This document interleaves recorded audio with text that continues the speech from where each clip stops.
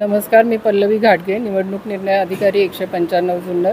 उद्या सकाळी 8 वाजल्यापासून लेण्याद्री देवस्थान ट्रस्ट इथे जुन्नर विधानसभेची मतमोजणी सुरू होणार आहे.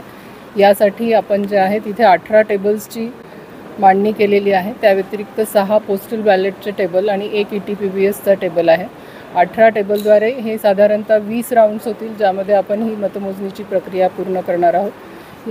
यासाठी साधारणतः 100 स्टाफ जो आहे तो नियुक्त करण्यात आलेला आहे. यामध्ये काउंटिंग सुपरवायझर, ॲसिस्टंट्स आणि मायक्रो ऑब्झर्वर यांची नियुक्ती या सर्व कामासाठी केलेली आहे.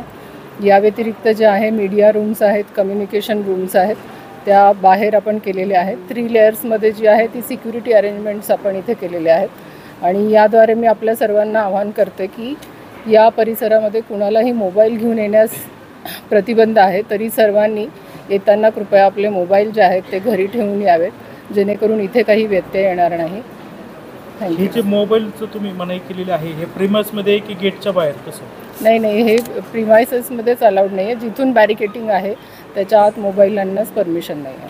मॅडम, साधारणतः एक राऊंड जो आहे तो किती कालावधीमध्ये पूर्ण होईल आणि साधारणतः किती वाजेपर्यंत हे सगळे कल अपेक्षित आहे? साधारणतः पूर्ण मतमोजणी ही आपली 12 ते 1 वाजेच्या दरम्यान पूर्ण होईल अशी आम्हाला अपेक्षा आहे. आत्तापर्यंत आमच्याकडे जे PB प्राप्त आहेत आणि उद्याही सकाळी 8 वाजेपर्यंत जेवढे पोस्टल बॅलेट्स येतील तेवढे या ठिकाणी रिसीव केले जातील.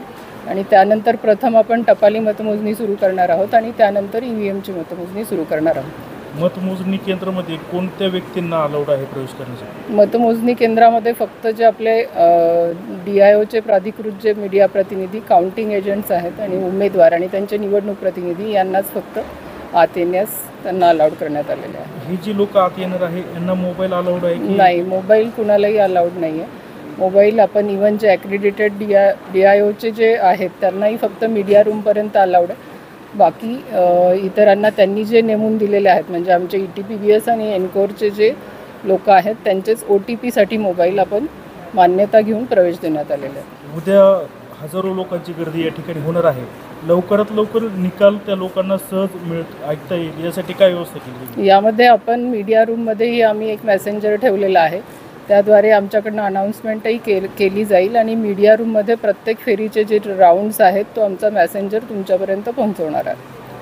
मीडिया रूम जे आहे तिथे मीडियाच्या प्रतिनिधींना मोबाईल अलाउड आहे की बाहेर माहिती नाही, मीडियाच्या रूममध्ये तिथपर्यंत तुम्हाला अलाउड आहे, फक्त आत अलाउड नाही केलेलं आहे. तुम्ही तिथून कम्युनिकेशन करू शकता मीडियाचे प्रतिनिधी. बाहेर उमेदवार किंवा त्यांचे समर्थक आहे, फटाके वगैरे आतिषबाजी होणार, ती पोलिसांमार्फत ती सर्व काही जी आहे सुरक्षिततेच्या दृष्टीने दक्षता घेत आहोत.